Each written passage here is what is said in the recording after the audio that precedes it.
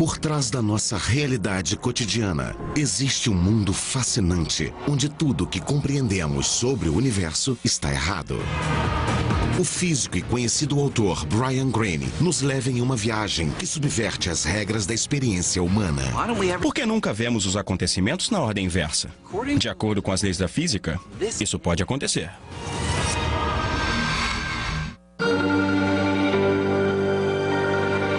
Além do cosmos, o tempo.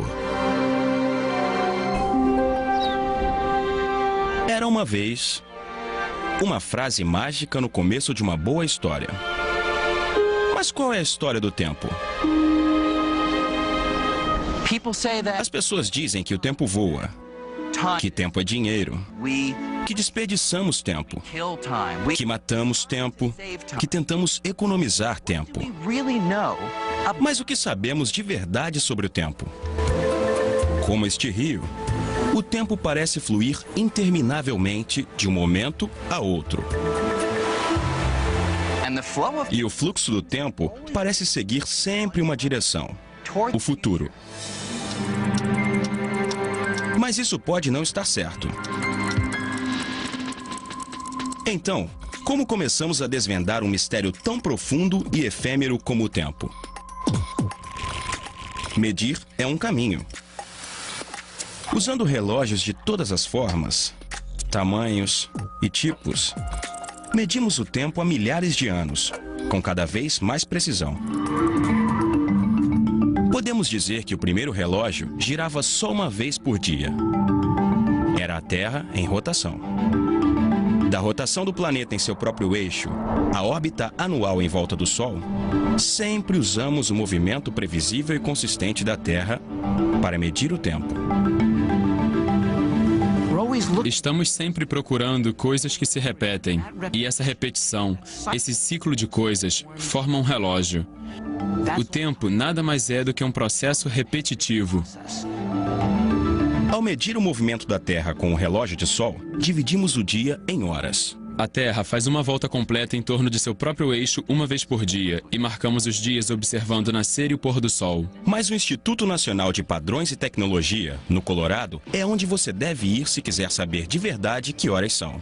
Esta é a hora oficial dos Estados Unidos. Não é possível ser mais preciso do que isso. Aqui, eles medem o tempo com uma precisão espantosa, usando um dos menores objetos do universo, um átomo de um metal raro chamado césio. Os átomos têm uma frequência natural, e tudo que vibra, que tem um movimento repetitivo, pode ser um relógio. A frequência com que o átomo do césio oscila é a medida de tempo oficial do mundo.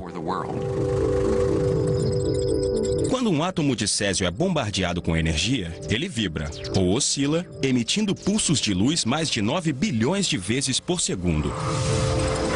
Contamos as oscilações do átomo de césio, que oscila 9 bilhões, 192 milhões, 631 milhares e 770 de vezes por segundo. Toda vez que chegamos a esse número, um segundo se passou. Depois temos um segundo, depois outro, depois outro. Isso é impressionante. O meu relógio ganha ou perde um segundo a cada 2 meses. Estamos falando de relógios que só perderiam ou ganhariam um segundo em 100 milhões de anos. Esse tipo de situação, em que pegamos uma medida de tempo e substituímos por algo que achamos mais preciso, tem sido processo constante de reforma da física há centenas de anos. Mas não importa o quanto nossos relógios se tornem precisos, o tempo continua sendo um mistério. Relógios podem indicar que horas são, mas eles não são capazes de nos dizer o que é o tempo. O que estamos medindo exatamente? Quando os trens começaram a ser usados, o tempo passou a representar um problema peculiar. Naquela época, cada cidade tinha sua própria hora. Meio-dia era quando o sol estava a pino, mais ou menos. Pouco importava que horas eram em outra cidade. Para complicar ainda mais, os trens carregavam a hora da cidade de onde tinham começado a viagem. Se eu fosse de Paris para Genebra, estaria na hora de Paris o tempo todo, desde o começo. Mas se eu estivesse indo na outra direção, de Genebra para Paris, eu estaria na hora de Genebra. Quando mais linhas de trem começaram a aparecer e as horas diferentes se deslocavam cada vez mais, isso se tornou um pesadelo. A necessidade de coordenar relógios ao longo de uma grande distância tornou-se uma grande questão, especialmente quando as cidades eram ligadas por apenas uma linha de trem.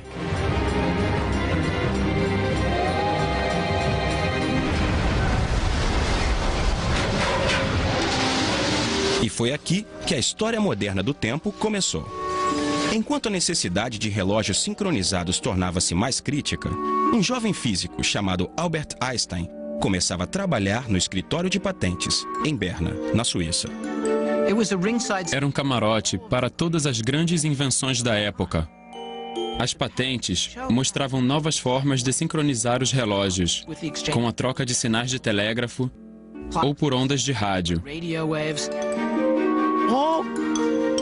A sincronização do tempo, o que é o tempo, como ele é medido, logo se tornaram o grande interesse de Einstein. Pouco tempo depois, Einstein iria sacudir o mundo com uma concepção radical sobre a natureza do tempo. Esses dispositivos mecânicos trouxeram uma inspiração súbita.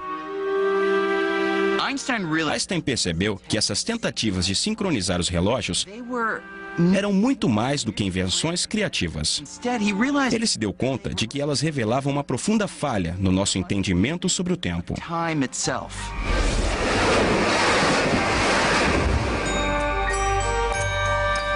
A maioria das pessoas vê o tempo de uma forma bastante simples. O tempo passa do mesmo jeito para todos, em qualquer lugar. É um senso comum estabelecido pelo pai da ciência moderna, Isaac Newton. O tempo simplesmente segue, e não há nada que podemos fazer a respeito. Por mais sensata que a concepção de Newton possa parecer, Einstein percebeu que ela não estava certa. Ele descobriu que o tempo pode correr a diferentes marchas. Por mais estranho que pareça, isso quer dizer que o tempo para mim pode não ser a mesma coisa que o tempo para você. A descoberta de Einstein pôs abaixo a concepção de Newton sobre a realidade. Einstein disse que o tempo não é apenas um rótulo para todo o universo. O tempo é vivenciado individualmente. O que Einstein nos deu foi uma imagem muito mais rica, na qual todos têm seu próprio tempo, que corre a seu ritmo particular. Não existe um só tempo no sentido de um tic-tac universal. Existem tempos. Einstein chegou a essa revelação chocante ao desvendar uma conexão oculta entre espaço e tempo.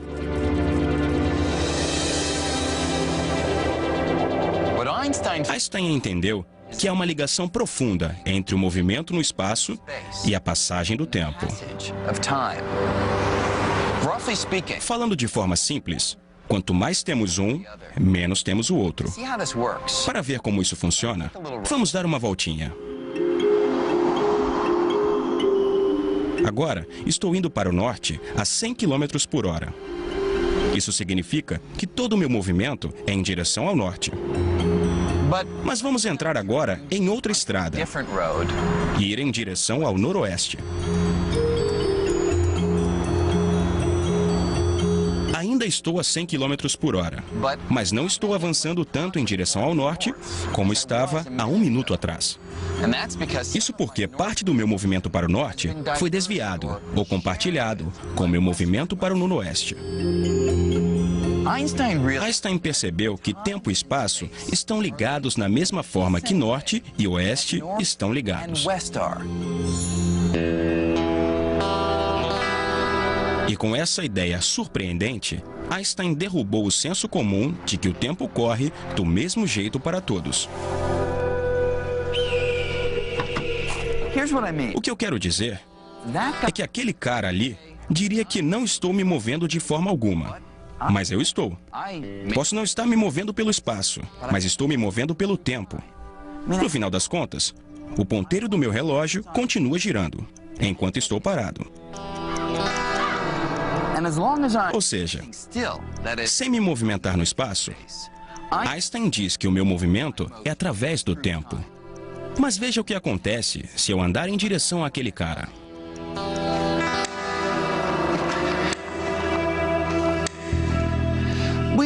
Estamos exagerando, mas porque eu estou em movimento, ele vai perceber o meu relógio indo mais devagar.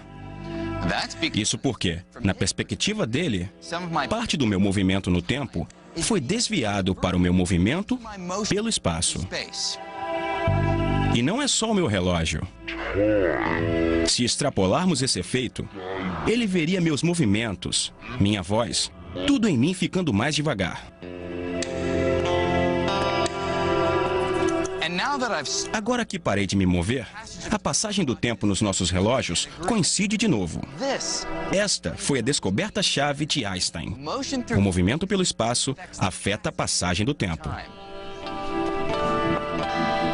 É desconcertante pensar que você e eu não concordamos quanto à medida do tempo. O tempo não é separado de nós, porque a minha medida de tempo dependeria de como estou me movendo ou de como você está se movendo. Isso não faz sentido. O tempo em si corre mais devagar para a pessoa que está se movimentando. Isso é incrível. Ninguém antes de Einstein imaginou que esse tipo de coisa pudesse acontecer. Isso foi exclusividade de Einstein. Por que nunca vemos isso no nosso dia a dia? Com as baixas velocidades com que nos movemos na Terra, o impacto do movimento no tempo é tão pequeno que não sentimos. Mas o efeito é real e pode ser medido. Para isso, tudo o que precisamos são alguns relógios atômicos e um avião a jato. Esse experimento foi realizado em 1971, quando cientistas voaram com um relógio atômico ao redor do mundo e compararam com um no solo. Como Einstein havia previsto, os dois relógios não coincidiam mais. A diferença era apenas de alguns bilionésimos de segundo, mas era uma prova real do efeito do movimento sobre a passagem do tempo. A teoria de Einstein foi testada muitas vezes e tudo se encaixa. Realmente é base para o nosso entendimento de como a natureza funciona. Esses efeitos que eram considerados obscuros e muito pequenos estão bem evidentes na tecnologia atual. Com a descoberta dessa ligação inesperada entre espaço e tempo, Einstein percebeu que ambos não poderiam ser considerados como coisas separadas. Espaço e tempo estão fundidos no que chamamos espaço-tempo. Einstein unificou a ideia de espaço e a ideia de tempo em uma estrutura de 4 dimensões chamada espaço-tempo.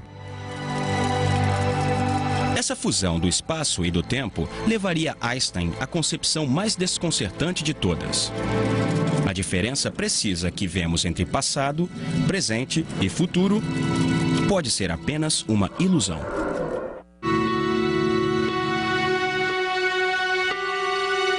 Em nosso dia a dia, percebemos o tempo como um fluxo contínuo. Mas pode ser útil pensar no tempo como uma série de fotografias ou momentos. E podemos pensar em cada evento como o desdobramento de um momento em um momento e assim por diante. Se imaginarmos todos os momentos ou fotografias enfileirados, cada momento na Terra, cada momento em que a Terra gira em torno do Sol e cada momento por todo o universo, veríamos cada um dos eventos que já aconteceram ou irão acontecer. Todos os locais no espaço e cada momento no tempo, do nascimento do nosso universo, no Big Bang, há uns 14 bilhões de anos, A formação das estrelas na Via Láctea, a criação da Terra, 4 bilhões e meio de anos atrás, ao tempo dos dinossauros, até os eventos acontecendo na Terra hoje, como eu, trabalhando no meu escritório. Pensar o espaço-tempo dessa forma levou Einstein a derrubar nossa visão cotidiana de passado, presente e futuro.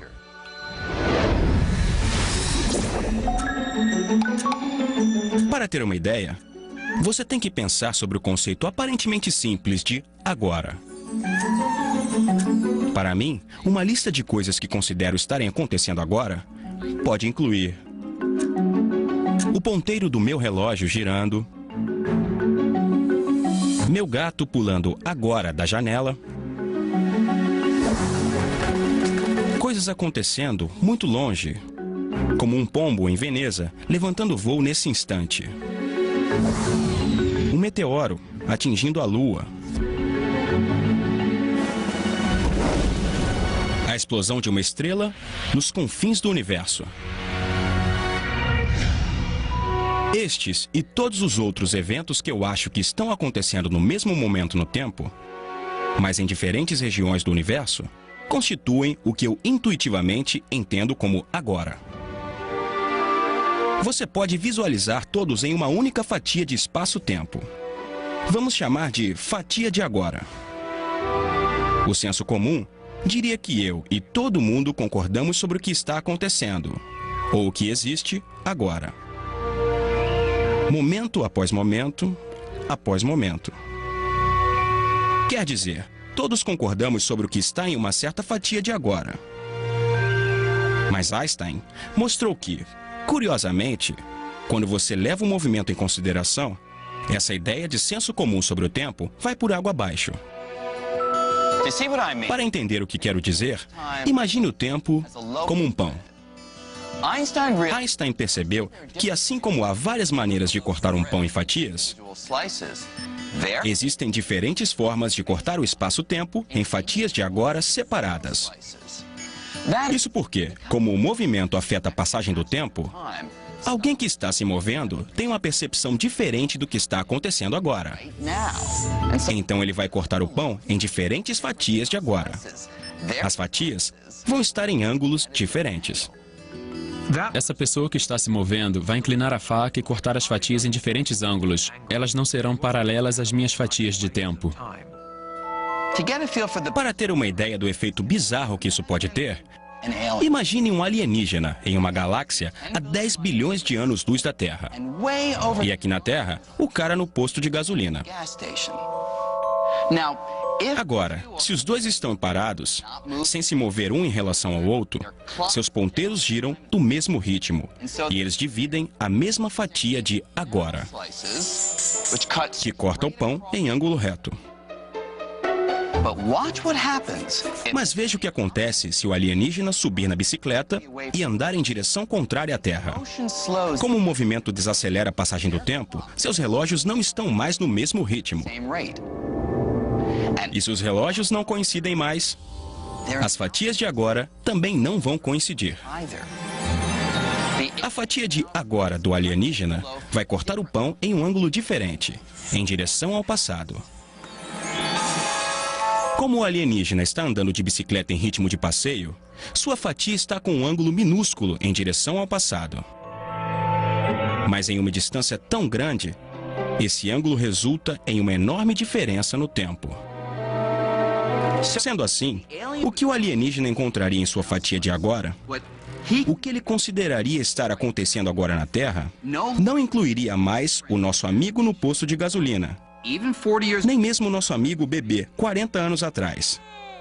Surpreendentemente, a fatia de agora do alienígena teria voltado 200 anos na história da Terra, e agora incluiria uma parte do passado que consideramos distante, como Beethoven, terminando a Quinta Sinfonia. Mesmo a uma velocidade relativamente baixa, podemos ter tremendos descompassos na nossa rotulação do agora, o que acontece ao mesmo tempo se estivermos separados o suficiente no espaço. E se isso não fosse estranho bastante, a direção na qual você se move também faz diferença. Veja o que acontece quando o alienígena vira a bicicleta em direção à Terra. A fatia de agora dele está num ângulo em direção ao futuro. E isso inclui eventos que não acontecerão na Terra em menos de 200 anos. Talvez a tataraneta da tataraneta do nosso amigo esteja se transportando de Paris para Nova York. Uma vez que sabemos que o seu agora pode ser o que eu considero o passado, ou que seu agora pode ser o que eu considero o futuro, e o seu agora é tão válido quanto o meu, então entendemos que o passado tem que ser real. O futuro tem que ser real. Eles podem ser o seu agora. Isso significa que passado, presente e futuro são igualmente reais. Todos existem. Se você acredita nas leis da física, há tanta realidade no futuro e no passado como no presente momento. O passado não se foi e o futuro não é inexistente. O passado, o futuro e o presente estão todos existindo exatamente da mesma forma. Em 1997, o diretor e ganhador do Oscar, James Cameron, comoveu o mundo com Titanic. Hoje, Nat Geo revela os fatos reais por trás dessa ficção emocionante. Um século após o naufrágio, o diretor acompanha Bob Ballard, o explorador que encontrou o navio, para desvendar o que aconteceu naquela viagem épica. Titanic, 100 anos, estreia mundial. Próximo domingo, às 8h30 da noite, aqui no Nat Geo. Continuamos assistindo Além do Cosmos, no Nat Geo. Assim como pensamos que todo o espaço está aí, devemos pensar que todo o tempo também está aí. Tudo que já aconteceu ou que vai acontecer, tudo existe. Leonardo da Vinci, dando a pincelada final na Mona Lisa, a Declaração de Independência dos Estados Unidos, nosso primeiro dia de aula, até eventos que, da nossa perspectiva, ainda não aconteceram, como os primeiros humanos chegando a Marte. Com essa corajosa proposição, Einstein estilhaçou os conceitos mais básicos de como vivenciamos o tempo. Ele disse uma vez que a distinção entre passado, presente e futuro é apenas uma ilusão, por mais persistente que seja.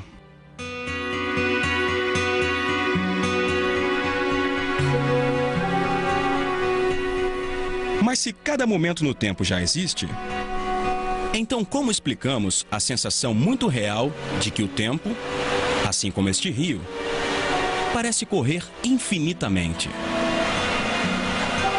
Talvez fomos iludidos e o tempo não flui. Talvez o rio do tempo seja mais como um rio congelado. Cada momento travado para sempre no mesmo lugar. O exemplo mais nítido sobre como percebemos o mundo tem a ver com esse fluxo de tempo. A física faz uma violência radical com essa experiência cotidiana do tempo. Toda a nossa vivência do tempo está constantemente no presente. E tudo o que conseguimos apreender é este instante. Não há nada nas leis da física que escolha um agora em detrimento de outro agora. As coisas só parecem estar mudando do nosso ponto de vista subjetivo. Da mesma forma que um filme inteiro existe em uma fita de celuloide, pense que todos os momentos já existem. A diferença é que no cinema, o projetor ilumina e seleciona cada quadro enquanto roda o filme. Mas nas leis da física, não há evidência de algo como uma luz de projetor que seleciona um momento ou outro. Nosso cérebro pode criar essa impressão, mas na realidade, o que percebemos como fluxo do tempo pode não ser mais do que uma ilusão.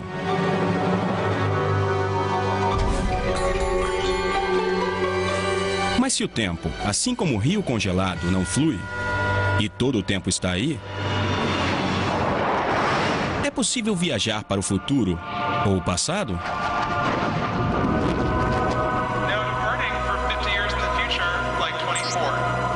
Espantosamente, a viagem no tempo pode ser possível.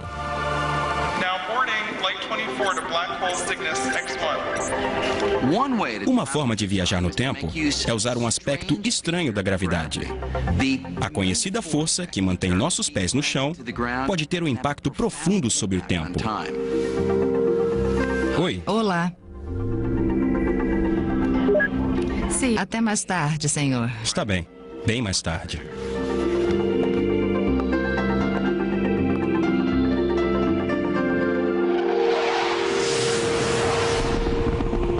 Como a gravidade pode ser usada para criar uma máquina do tempo? As teorias de Einstein mostram que a gravidade, assim como o movimento, pode afetar o tempo. É como se a gravidade segurasse o tempo, atrasando sua passagem. Quanto maior a força gravitacional, mais devagar fica o tempo. Aqui na Terra, o efeito é muito pequeno para ser percebido, mas é muito real. Comparado com alguém morando no último andar de um arranha-céu, uma pessoa morando no primeiro andar sentiria o tempo passando um pouco mais devagar, porque a gravidade é um pouquinho mais forte perto do chão. Mas se você pudesse viajar até um buraco negro, o efeito da gravidade seria imenso. Os buracos negros são formados quando grandes estrelas implodem e têm uma enorme força gravitacional, milhões, talvez bilhões de vezes mais forte do que na Terra. Se alguém visse você viajando perto de um buraco negro, veria o tempo ficando muito mais devagar. Perto de um buraco negro, você, visto por um amigo a uma grande distância, pareceria estar se movimentando devagar, falando devagar, envelhecendo biologicamente muito devagar. Para ele, anos estão passando, enquanto para você são apenas alguns minutos. Dependendo do tamanho do buraco negro e da minha distância até ele, se eu passasse 1 hora ou 2 em órbita, 50 anos teriam se passado na Terra. Eu teria viajado para o futuro da Terra. Olá, senhor. Oi. Há quanto tempo? A viagem no tempo te fez bem. Obrigado. É tipo uma fonte da juventude. Então, quando eu voltasse, encontraria comigo mesmo no futuro. Todo mundo teria envelhecido 50 anos. Mas eu teria envelhecido apenas algumas horas. Agora, viajar no tempo para o futuro é uma coisa. Mas e viajar para o passado? Isso também pode ser possível, usando algo previsto nas equações de Einstein, conhecido como buraco de minhoca.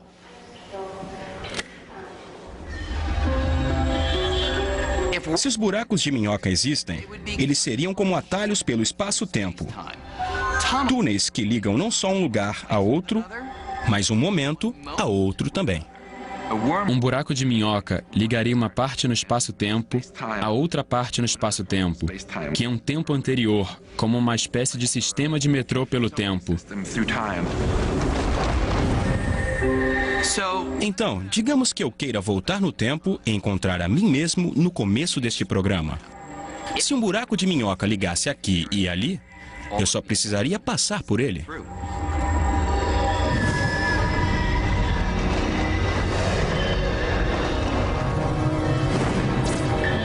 Oi. Bom te ver de novo. Obrigado. É bom estar de volta. Isso seria meio estranho. Mas o grande problema com a viagem no tempo para o passado é que as coisas logo ficariam muito confusas. Imagina se eu mudasse alguma coisa no meu passado, como impedir que meus pais se conhecessem. Isso significaria que eu nunca teria nascido? Se você viajar para o passado, não pode mudar coisas que sabemos que são reais, pois elas já aconteceram. Se você voltar e matar quem você pensava que era seu avô, ele deve ter sido uma outra pessoa que você pensou que fosse seu avô, e tudo se tornaria muito bem consistente, mesmo que de forma distorcida. Se podemos viajar para o passado, por que não somos invadidos por turistas do futuro? Pense nisso. Ainda não vimos nenhum intrépido viajante do tempo entrando e saindo do nosso mundo. A maioria de nós, pelo menos, acha que não. Então é razoável assumir que a viagem ao passado ainda não é possível. Pelo menos não até agora. Parece provável que viajar para o passado está fora de alcance.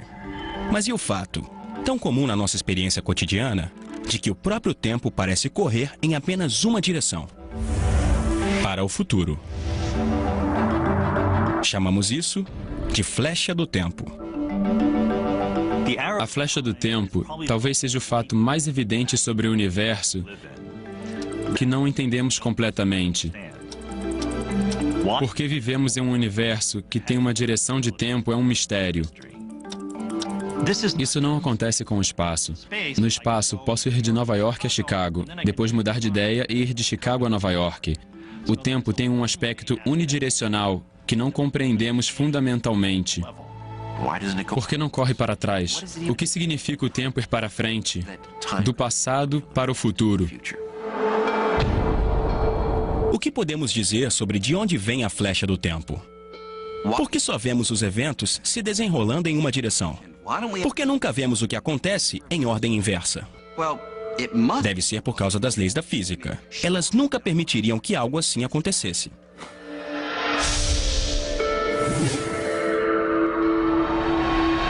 Bom, na verdade, elas permitem. As leis da física são equações matemáticas que usamos para descrever tudo, do comportamento dos átomos até o movimento das galáxias. Elas foram elaboradas e confirmadas por séculos de observação e experimentos.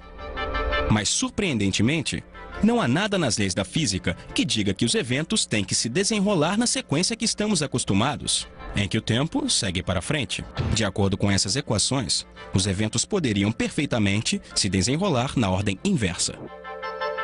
A maioria das equações usadas para descrever o que observamos no universo à nossa volta não tem uma flecha do tempo atrelada a elas. São equações que funcionam tanto para frente no tempo como para trás. Existe essa contradição entre a física, que parece fundamentalmente reversível, e boa parte da nossa vida, que parece irreversível.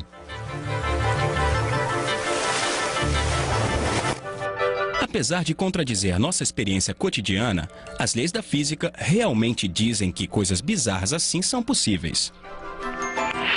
Mas como pode? A resposta não é tão estranha como pode parecer. Todos sabemos o que vai acontecer se eu derrubar essa taça de vinho.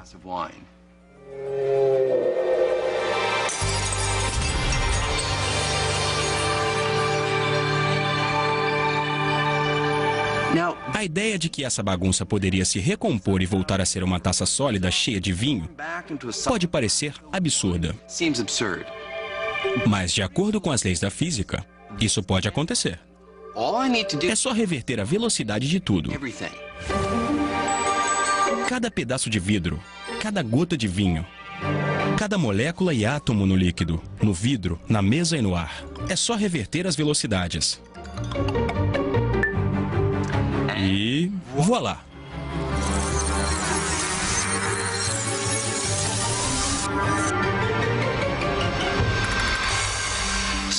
Se as leis da física não se importam se taças se estilhaçam ou desestilhaçam, por que nunca vemos uma taça desestilhaçar? Como podemos combinar as leis da física com o nosso cotidiano? Alguma coisa deve estar faltando no nosso entendimento das coisas. Mas o quê? O que é responsável pela flecha do tempo?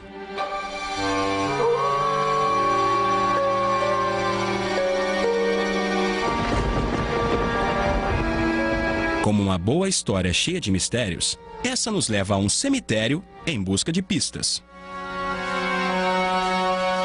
Em Viena, perto do lugar de descanso eterno de Beethoven, Brahms, Schubert e Strauss, encontramos o túmulo do físico austríaco do século XIX, Ludwig Boltzmann. Uma elegante equação está gravada na lápide. S igual a K log W. É a fórmula matemática de um poderoso conceito chamado entropia. Entropia é a medida de algo com o qual estamos todos familiarizados. A desordem ou aleatoriedade. É uma ideia importante porque todas as coisas no universo têm a tendência de passar da ordem para a desordem. Existe uma maneira de entender essa ideia. Imaginem o meu livro. Todas as 569 páginas. É muito organizado. A primeira página é seguida pela segunda, que é seguida pela terceira, e assim por diante. Mas agora, vamos rasgar as páginas e deixar a entropia atuar.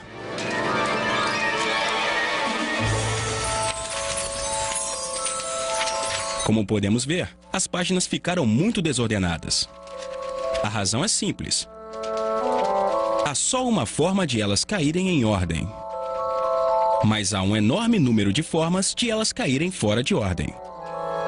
Então, é muito mais provável que elas caiam numa bagunça completa. É isso que vemos no dia a dia. As coisas passam da ordem para a desordem. Nesse caso, de um livro organizado para páginas espalhadas aleatoriamente. Em todos os lugares, vemos exemplos de entropia ou desordem aumentando com a passagem do tempo. Um ovo quebra e se espalha. Cubos de gelo perdem a forma quando derretem. Uma nuvem de fumaça se dissipa. Estados ordenados tornam-se desordenados. E isso parece ser, talvez, a direção de uma flecha de tempo. Observamos que a graus de bagunça, uma medida de desordem parece aumentar numa direção de tempo. E isso, para Boltzmann, começa a criar um arco de tempo. Talvez essa seja a resposta. Talvez a flecha do tempo venha da tendência que a natureza tem de evoluir em direção à desordem crescente. Isso parece um progresso, mas há um pequeno problema nesse raciocínio. Já que as leis da física não fazem distinção entre passado e futuro, a entropia deveria aumentar não apenas em direção ao futuro, mas também em direção ao passado. Isso não faz sentido. É como dizer que a entropia deveria aumentar em qualquer direção. Poderíamos olhar para o passado e ela deveria aumentar. E poderíamos olhar para o futuro e ela deveria aumentar. Isso significaria que, no passado, as páginas do meu livro estariam desordenadas e, então, se agrupariam para formar o livro organizado em minhas mãos. Quando foi a última vez que você viu algo assim acontecer? Como nossa experiência cotidiana pode estar em tamanho desacordo com as leis da física? Deve ter alguma peça do quebra-cabeça faltando. Se temos certeza de que o passado tinha que ser mais ordenado e que tudo tende à desordem, como dizem as equações da entropia, existe algo além das leis da física que explique isso? Pense no taco batendo numa bola de beisebol. As leis da física nos ajudam a prever onde ela vai cair. Mas não precisamos apenas dessas leis. Rebobine o filme e veja também que precisamos saber as condições iniciais, como a força que bateu na bola. Da mesma forma, se as leis da física não podem nos dar uma explicação para a flecha do tempo, talvez seja preciso olhar melhor para as condições iniciais do universo. Isso nos leva de volta ao Big Bang. Se a história do universo fosse um filme e assistíssemos de trás para frente, veríamos a ordem aumentando. Gradualmente, o universo de hoje, com bilhões de galáxias amontoadas aqui e ali, voltaria a ser apenas nuvens de gás e poeira, à medida que tudo se contraísse. Essas nuvens de gás e poeira se aproximariam cada vez mais umas das outras. Se voltássemos o suficiente no passado, elas se espremeriam em um volume cada vez maior. Chegamos ao lugar onde tudo finalmente para. Se isso representa todo o espaço em cada momento, então podemos ver que simplesmente não havia espaço e tempo antes deste momento único. A fonte primordial de ordem, de baixa entropia, tem que ser o começo do universo, o Big Bang. O Big Bang é um estado muito ordenado. Talvez seja o evento mais ordenado em toda a física. Então, tudo que veio depois foi um aumento na desordem. O Big Bang nos dá um motivo para o universo poder parecer diferente se olharmos para trás ou para frente. Além disso, quando voltamos aos primórdios, o universo deveria parecer não só diferente de hoje, mas também muito ordenado. Por que a entropia era baixa? Não sabemos, mas pelo menos sabemos que houve um ponto em que o universo começou e a entropia era baixa. Nossa melhor hipótese é que foi o Big Bang que colocou a flecha do tempo na sua direção. Podemos imaginar isso como um relógio de corda. Assim como a energia armazenada em um relógio em que foi dada muita corda é liberada quando ele trabalha, o universo está liberando energia desde o Big Bang, tornando-se cada vez mais desordenado.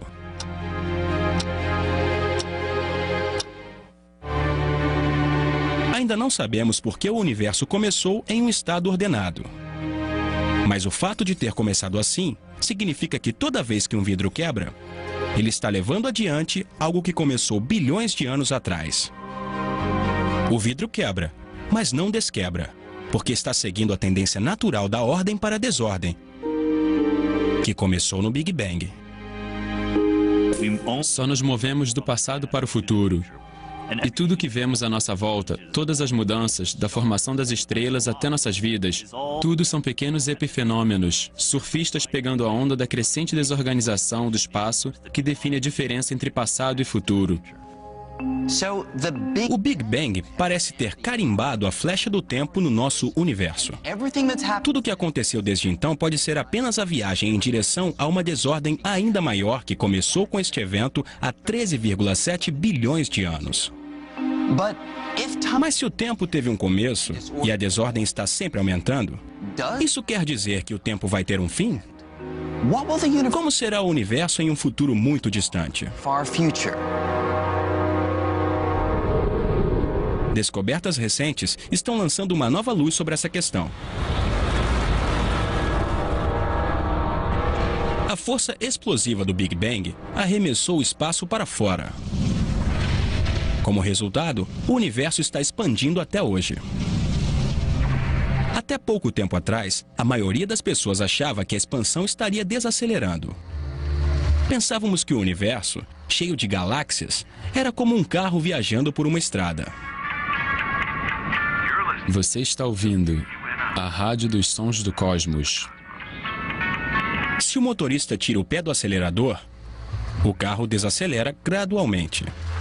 De forma semelhante, pensávamos que o universo estava expandindo, mas em um ritmo cada vez mais lento. Mas os astrônomos descobriram que a expansão do universo não está ficando mais lenta. Está acelerando. É como se alguém, em vez de tirar o pé do acelerador, pisasse mais fundo, dando uma guinada. Isso está fazendo com que a expansão do universo fique cada vez mais rápida. A expansão vai continuar acelerando com o tempo, não vai desacelerar. Isso vai contra tudo que nos acostumamos a pensar. Isso tem algumas implicações estranhas para o futuro. Como a expansão do universo está acelerando, num futuro distante, depois de 100 bilhões de anos, todas as outras galáxias estarão fora do nosso campo de visão. Vai parecer que nossa galáxia está no meio do nada. Uma consequência surpreendente para nossos descendentes é que eles terão uma grande desvantagem. A luz de galáxias distantes precisa viajar tão longe para chegar até nós, que quando as vemos, estamos olhando para o passado. Então, no futuro, quando as galáxias distantes não forem mais visíveis, os astrônomos verão que o passado, em termos cósmicos, está fora de alcance.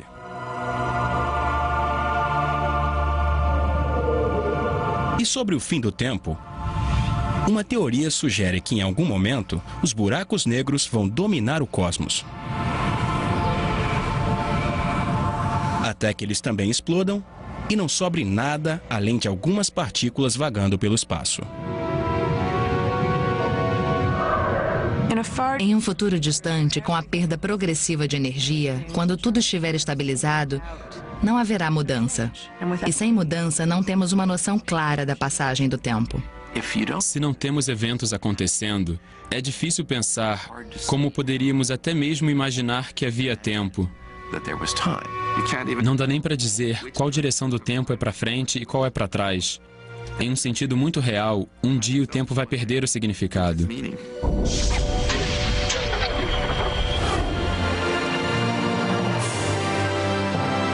Nossas experiências cotidianas com o tempo sempre exercem uma forte influência. Vamos continuar pensando que o tempo é universal, que o passado ficou para trás e que o futuro está por vir.